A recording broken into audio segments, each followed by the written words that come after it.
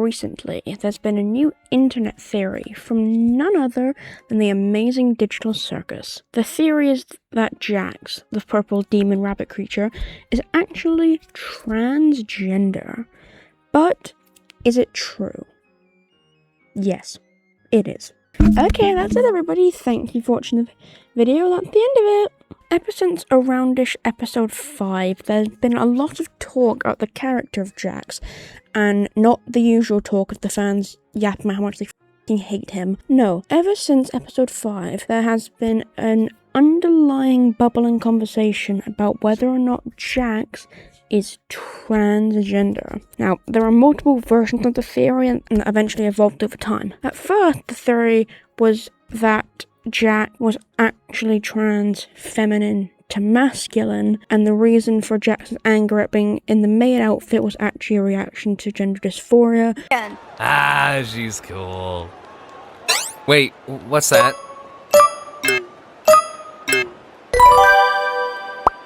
What the heck? Who did this? You! Jax, you're up to bat. I can't, don't wanna, why this though? Seems fitting for you though. I figured you'd be into this. What does that mean? What's that supposed to mean? I'm just having fun. I forgot you hate fun. I don't wanna wear this. I have never seen you this upset about something. Jax! And the distress Jax is experiencing at any reminders of femininity.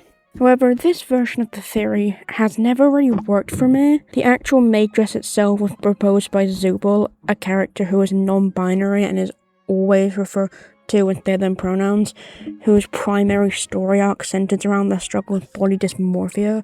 I do not use my adventures to torture my guests!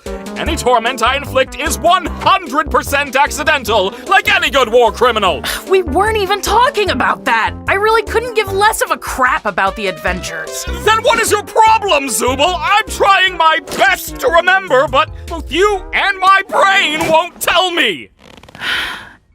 It's me, remember? I don't like myself. I hate this body. I hate all these stupid removable pieces. I just want to find something that feels good. Oh, yeah, now I remember why I couldn't remember. It's because that problem is already solved. Simply swap out your undesirable Zubul parts for better ones. I've been trying to find parts I like since the day I got here. So I just don't think Zubul would be cool enough to do this to Jax. Anyway, for a long time, the headcanon, 'cause that's what it really was at first, evolved from Jax being already transmasculine to being a closeted trans woman who hadn't yet accepted herself. This was considered a headcanon rather than a theory, and when treated as an actual theory, it was seen as pretty ridiculous. Until episode 9, also because I am talking about a character's gender in this video, and the possible transition, I will mostly be using he, him, she, her, and they/them pronouns interchangeably when talking about Jax, so I hope that's not too confusing. So with that set up, I'm Alice, I will be your host, and let's get started. Also follow me on Letterboxd and Blue Sky, link in the description. Okay, thank you. His acting is phenomenal. It's hard to believe he's vegan. I'm going to be spoiling almost all of the finale, so if you haven't seen it yet and care about spoilers, don't watch past this point, and if you do care about spoilers and continue to watch, that is completely your fault. Fairly early in the episode, Jax abstracts, which ultimately leads to Pomni travelling into his consciousness and, shocker shocker, finds a fuck ton of emotional baggage. The first thing she finds is 3 different versions of Jax, all of which are clearly there to depict one of Jax's very negative traits, while massively amplified. We see Jax's obtrusive thoughts while in mind sequences of other members of the circus abstracting. In one, Ragatha abstracts, and when people like Pomni try to reach out to him to see if he's doing okay, he violently lashes out at them. In another, Zubul abstracts, at which point Jax mocks their gender identity and uncomfortably flirts with Gangle. In one, where Gangle abstracts, his unserious behaviour of pushing people away and disassociating is brought up to an extreme and completely overtakes him. While these are thoughts Jax has, they are internalized and not real, which is pretty obvious, but you know Digital Circus fans. These scenarios represent something in Jax's mind. Violence, disassociation, and most importantly, his extreme toxic masculinity and internalized homophobia and sexism. The maid Jax in the sequence is obviously, to me at least, a manifestation of all of Jax's fears about their own gender identity. He's obviously perverted, he mocks Zubul and their genderqueer identity, he says homophobic slurs, and says stuff like reality is gay, as well as complaining about women constantly. Maid Jax also says he's wearing the dress ironically, even though real Jax was clearly deeply affected and had lasting trauma from having to wear the maid dress for literally only a few minutes. Jax cannot accept this side of himself. If it exists, then it does so ironically. It exists as a mockery of quote-unquote real women. In a world where a lot of trans women have disgustingly harmful stereotypes yelled at them about being misogynistic, looking stupid, and in some cases accused of actually being rapists and perverts who just want to get into the women's bathroom. Because of all of these, people who are feeling unsure about their identity often internalize these stereotypes as being factual and apply them to themselves. They rationalize by telling themselves that they aren't trans, they're just preying on real women and looking dumb while doing so. A lot of the time this feeling is conquered, rarely fully, but enough so that they accept their own identity.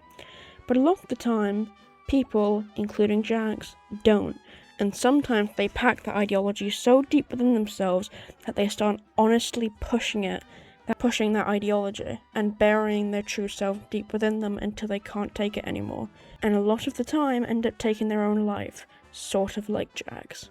After Pomni unlocks the key to Jax's past, we discover his most core memory, his tragic friendship with Ribbit. We see how he was when he first got to the circus, defensive and scared, but not nasty and cruel like we see her when the show starts. Jax had real friends, mainly in the characters of Kaufmo and Ribbit, but was also on good terms with everyone else like Ragatha. A shocking revelation considering Ragatha is one of Jax's primary targets of abuse during the actual show.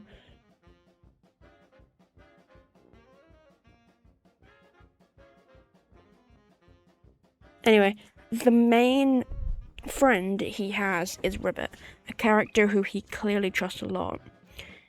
In fact, a character he trusts so much, there's an extended scene between the two where Jax talks about their past. His father left when he was a teenager and his mother used him to fill that void in her life. But when Jax did something wrong, or even not perfect, she would either say he was too much like his terrible father, or say that he was less of a man than he was. Jax confesses to having told his mother something deeply personal.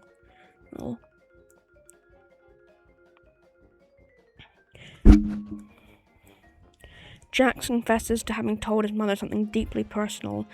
What that secret is, we're not told, but I know in my heart it has something to do with Jax, or Leroy in the real world, as we later find out, identifying with femininity much more than masculinity, and possibly hinted at the idea of being trans. However, his mother rejected him, laughed at him, and verbally berated him. At the end of all of it, Jax's mother tried to hug him, only for him to push her off. However, she stopped moving and didn't get up, and Jax was unsure if she was even still alive. Jax ran to the street and was homeless, which is where he was before ending up in the circus. The scene is by far the most vulnerable we ever see Jax. Occasionally we have seen him get vulnerable in previous episodes, like his conversation with episode 5, but nothing on this level. Following the sharing of this primary memory, Jax tried to leave, but Ribbit kept him back and gives her his bow. Now, its direct meaning is a token of trust, but it's also a token of femininity.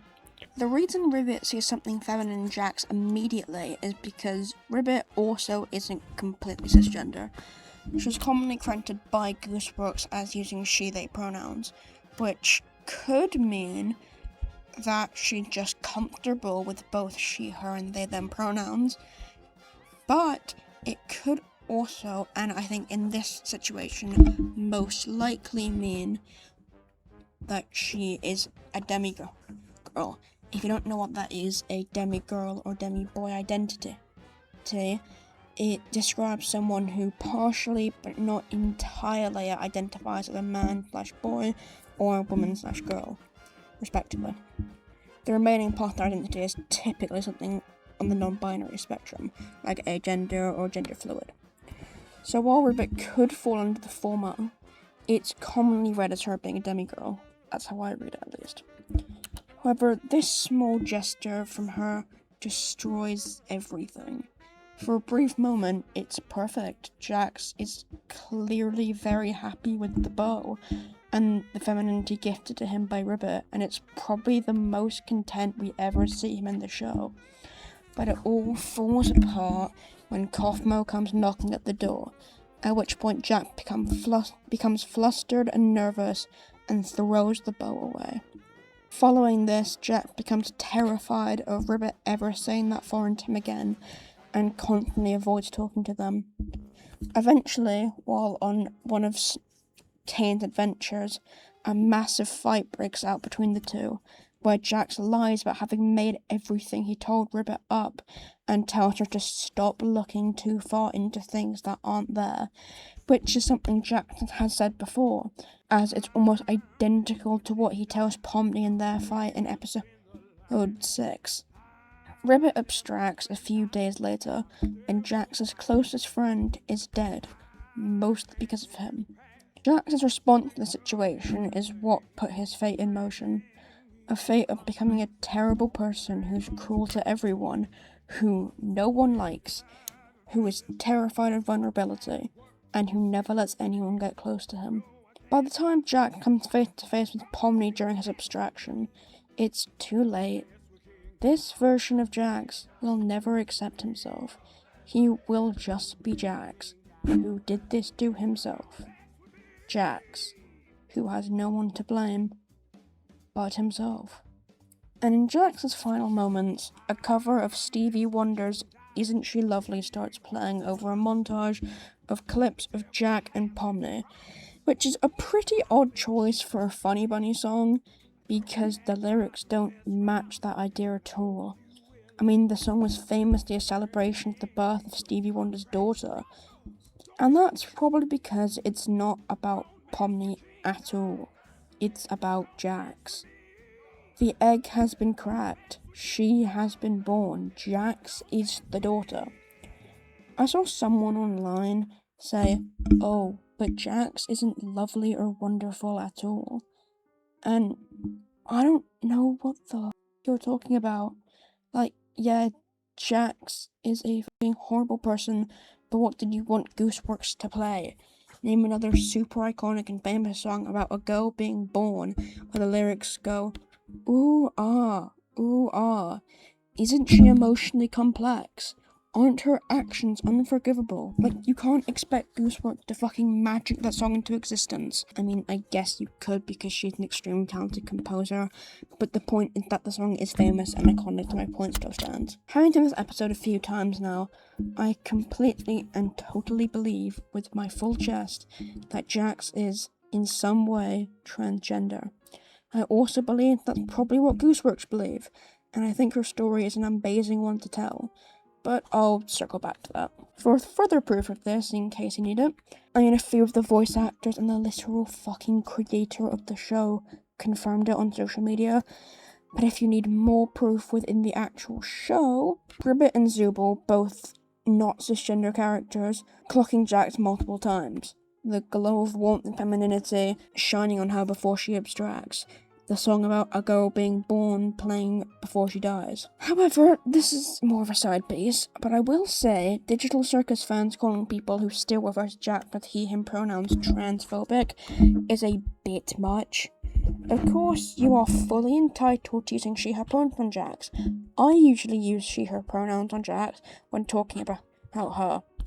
But going out of your way to correct people is already annoying, and actively saying that people are transphobic is really weird. But moving on from that, I think it's time for me to start a new segment.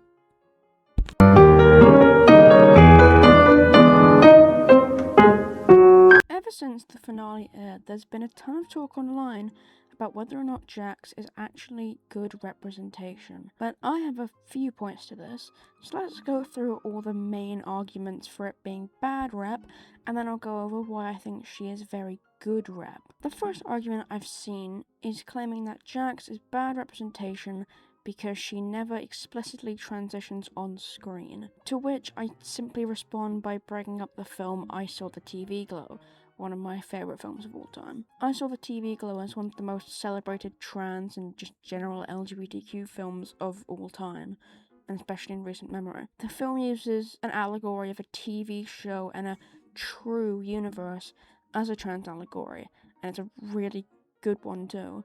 And like I said, it's become one of the most celebrated queer films of the decade, and possibly of all time.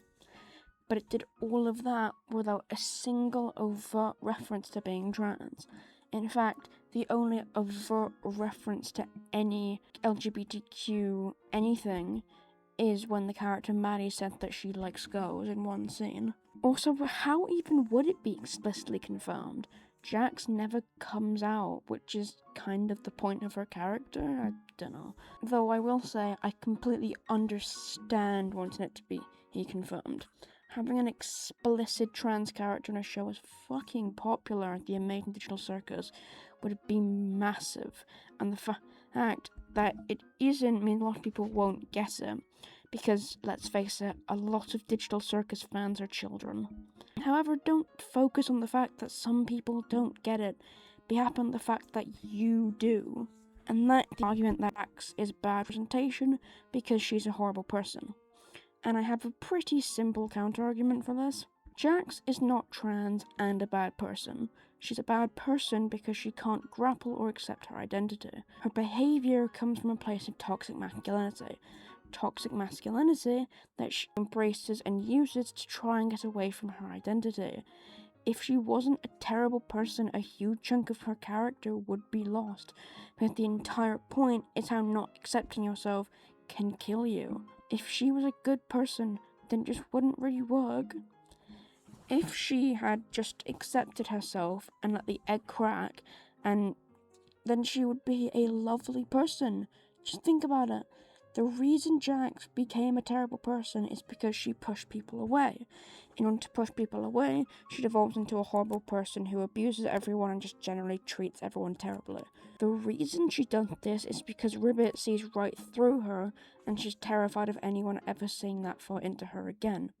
And then there's the people who think that Jax being trans and they're abstracting something that is very obviously a metaphor for suicide is actually problematic. And I just really want to know what goes on in people's heads. It is a tragic fact that a lot of LGBTQ youth do tragically take their own lives. This is something that has been noted worldwide. Gooseworks has also said multiple times that Jax is her self-inside character and that Jax is modeled off to her own character flaws. And considering that Gooseworks herself is a trans woman who has openly talked about her struggles and trauma with conversion therapy, it's quite likely that Gooseworks dealt with thoughts of suicide. The closet is something that can kill you, and I think it's very important to have that depicted in a fictional story, because that can save a lot more lives than you expect while not expending a real person. Because fiction objectively has a massive effect on reality. I find it so odd that a trans woman can write a story about how the closet can kill you, and then weirdos online will freak out, say that's bad representation entirely, and that depicting it is transphobic. I already know of people who have come to terms with their transness because of this bunny, which I think is a great catalyst to my point. Fictional stories can really help real-life struggling people come to terms with themselves, and that very much include depictions where that ends badly. The same is true for I Saw the TV Glow, another film that genuinely did have people come to terms with their queerness. Now, granted, that was a much more overt allegory that also centers its narrative on the trans allegory. unlike Jax, who is a smaller part of a much bigger show. I know a lot of people take issue with the fact that it can be hard to sympathise with Jax because of what a terrible person she is, but I don't really think that matters. I think the ultimate point is that the closet killed her. Something bad happened, and something that should be depicted, and I think Digital Circus handled the depiction very well, and very tastefully, considering that Goose would know what it's like. And that's all the major arguments I've seen for why she's a bad representation, so now let's go over why I think she's actually very good representation. And my core argument is this. This is something that really happens. Obviously, there are a lot of trans people and they all have different experiences. One of the most common ones is simply being feminine all your life before eventually coming out. That I don't think was my one, admittedly, but that a lot of people have talked about, especially in relation to this character. A lot of people fall into very toxically and stereotypical masculine behaviour in order to avoid any possibility that you or others could view you as feminine in any way. This is what we see in Jax. She's constantly absurdly masculine, treats all the women around her terribly, talks about her tail being the pinnacle of masculinity before being utterly frantic when noting that it's not there, refusing to let anyone in at risk of being vulnerable again, and just generally it's just very unpleasant. And despite the fact that it means no one wants to talk to her and no one likes her, and to the point that after she dies her presence really isn't all that missed, all of that happened because she was terrified at someone getting as close to her as Ribbit had done before. It's not a pleasant experience, nor is Jax a nice person, but it's something that really has happened. I was gonna show a clip from Content Creator The Baddest, but then I only found out while I was editing this that she's a disgusting person who shouldn't be platformed. And once again, depicting is something that could really help people like this. If a closeted trans person saw Jax and realised what the closet can do and related to that particular trans experience, do you think that would mean that Jax has done good or bad to the trans community? Because I have seen a lot of trans people, including myself, relate to this character a lot and have really helped them. Something that I think is a good trans representation. On the flip side though, I haven't seen any actual trans people be negatively affected or taking issue with Jax as a character. If any trans people are watching this who do have issues with Jax representation, feel free to comment on this video or DM me on Blue Sky with why. I'd love to have a discussion.